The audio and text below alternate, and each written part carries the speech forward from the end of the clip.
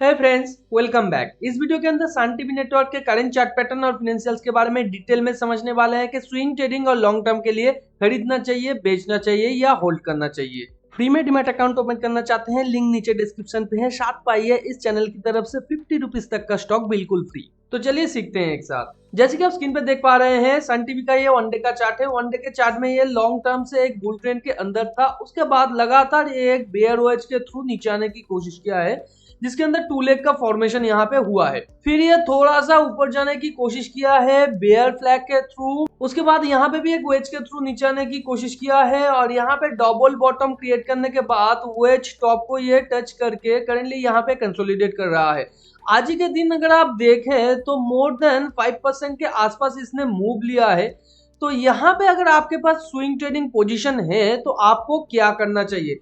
Currently आपके लिए जो करंट यहाँ पे स्टॉप लॉस बनेगा वो 574 के आसपास, जो कि है ये जो स्विंग पॉइंट लो है इसके नीचे, या ये जो बिग बार है इसके नीचे। उसके बाद इसे अगर तोड़ देता है तो नेक्स्ट आपका जो स्टॉप लॉस बनेगा, जो कि पहले था, वो था ये जो यहाँ से स्टार्ट हुआ था स्पाइक, उसके थोड़ा नीचे जो है 537 के आसपास। और यहाँ पे करेंटली जो आपके लिए टेक प्रॉफिट बन सकता है वो 624 के आसपास, जो कि है ये जो वेज टॉप है इसके आसपास। और उसके बाद सेकंड जो यहाँ पे टेक प्रॉफिट आपका बन सकता है, ये जो यहाँ पे तीन बुल स्पाइक इसने खत्म किया है, इसका जो प्राइस एक्शन है टोटल पर अगर हम लोग उतना ही मान लेते हैं तो 667 के आसपास होता है, जो यहाँ पे कंजर्वेटिव वे से 664 टू 65 आपका होना चाहिए। तो करेंटली अगर आपके पास कंपनी का शेयर नहीं है स्विंग ट्रेडिंग पोजीशन के लिए, तो क्या यहाँ पे नया पोजीशन क्रिएट करना चाहिए? उसके लिए थोड़ा आगे बात करेंगे। पहले हम लोगों को कंपनी के फिनेंशियल को थोड़ा यहाँ पे समझना पड़ेगा। तो क्वार्टर ऑन क्वार्टर रीजन में आप देख सकते हैं कंपनी पिछले 2 क्वार्टर से यहाँ पे रेवेन्यू को इंक्रीज कर रहा है और उसके साथ साथ यहाँ पे अपने ऑपरेटिंग प्रॉफिट को भी बढ़ा रहा है, मगर यहाँ पे ऑपरेटिंग प्रॉफिट को ये मेंटेन नहीं कर पा रहा है, लगातार ये गिर रहा है। यहाँ पे इंटरेस्ट पेएबल ये मॉडरेट पोजीशन पे है, यानी ज्यादा ये बढ़ नहीं रहा है। नेट प्रॉफिट यहाँ पे पिछले क्वार्टर से बढ़ा है और पिछले साल के जून के क्वार्टर से भी यहाँ पे हाई है। तो ओवरऑल कहा जाए करंट क्वार्टर का जो रिजल्ट है क्वार्टर ऑन क्वार्टर बेसिस पे या ईयर ऑन ईयर बेसिस पे, वो यहाँ पे अच्छा आया है। और ईयर ऑन ईयर रिजल्ट के बारे में अगर हम लोग देखें, पिछले 3 सालों से ये लगातार अपने रेवेन्यू को इंक्रीज कर रहा है, उसके साथ साथ यहाँ पे ऑपरेटिंग प्रॉफिट को भी ये इंक्रीज कर रहा है।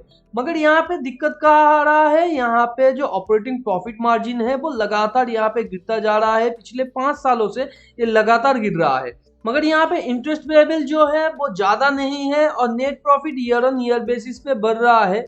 और उसके साथ साथ कंपनी का जो आरओई है उसे भी अगर आप देखें तो आरओई यहाँ पे लगातार गिर रहा है। तो यहाँ पे आरओई के अंदर भी थोड़ा सा प्रॉब्लम है। कंपनी का लॉन्ग टर्म डेट कुछ नहीं है, तो कंपनी के अंदर डेट नहीं है ज्यादा, और उसके साथ आरओई भी कंपनी का मोर देन यहाँ पे 15 टू 20% के आसपास है और रेवेन्यू भी बढ़ रहा है। तो यहाँ पे कंपनी की शेयर प्राइस में दिक्कत का आ रहा है कि कंपनी का शेयर प्राइस लॉन्ग टर्म से ये यहाँ पे बेयर ट्रेंड के अंदर था, या कोरोना के बाद जब बहुत सारे कंपनीज ने 300-400% का रिटर्न दिया था, ये ओनली मोर देन 100% का रिटर्न दिया है और यहाँ पे करेंटली एक ट्रेडिंग रेंज के अंदर है। तो यहाँ पे कंपनी को दिक्कत जो आ रहा है, अगर आप रेवेन्यू को थोड़ा सा यहाँ पे देखें तो 3 साल के सीएजीआर में 3.1% के हिसाब से बढ़ा है और 5 ईयर के सीएजीआर में 6% के हिसाब से, जो कि ओवरऑल इन्फ्लेशन के ग्रोथ से भी कम है यहाँ पे। और यहाँ पे नेट प्रॉफिट को भी अगर आप लोग देखें तो वो भी उतना खास नहीं है। यहाँ पे नेट प्रॉफिट 7.2% 3 साल के सीएजीआर में यहाँ पे बढ़ा है और 8.5%। तो ओवरऑल अगर हम लोग जीडीपी ग्रोथ और इन्फ्लेशन को पकड़ लेते हैं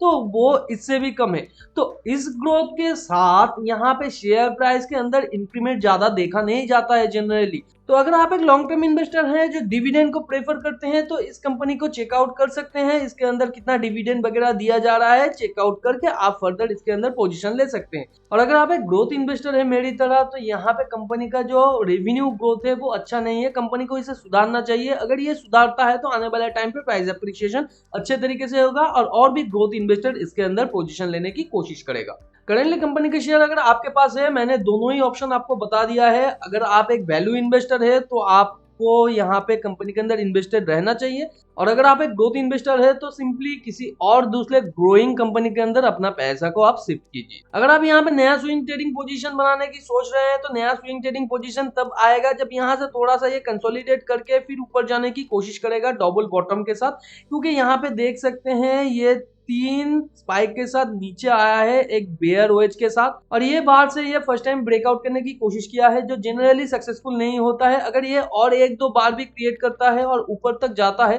फिर भी इसे थोड़ा सा पुल बैक करना है, फिर ऊपर जाने की कोशिश करना है। जब तक ये पुल बैक करके ऊपर जाने की कोशिश ना करे और प्रीवियस स्विंग हाई को तोड़ के ऊपर ना जाए तब तक इसके अंदर अगर आप स्विंग ट्रेडिंग का पोजीशन लेते हैं तो यहाँ पे थोड़ा गलती ये हो जाता है, ऑलरेडी इसने 1 स्पाइक 2 स्पाइक को क्रिएट कर लिया है। अगर आप वीक चार्ट में देखें तो ये प्रीवियस जो स्विंग हाई पॉइंट है उसके आसपास है, तो इसे यहाँ पे थोड़ा सा और कंसोलिडेट करके फिर हाई मोमेंटम के साथ ऊपर जाना है, नहीं तो यहाँ पे आपको लॉस भी हो सकता है स्टार्टिंग से। और आपके लिए जो फर्स्ट स्टॉप लॉस होगा, जो स्विंग लो बनाएगा, ये इसके नीचे होगा। उसके बाद जो फर्स्ट टेक प्रॉफिट होगा 665 के आसपास। फर्दर इसे आप टेल करते जाएंगे। टेल किस तरीके से करेंगे, मान लीजिए 665 के आसपास जाके इसका प्राइस थोड़ा सा कंसोलिडेट करता है फिर ऊपर जाने की कोशिश करता है, तो यहाँ से स्टॉप लॉस को लेके ये जो नया स्विंग लो पॉइंट है इसके नीचे आप डाल देंगे।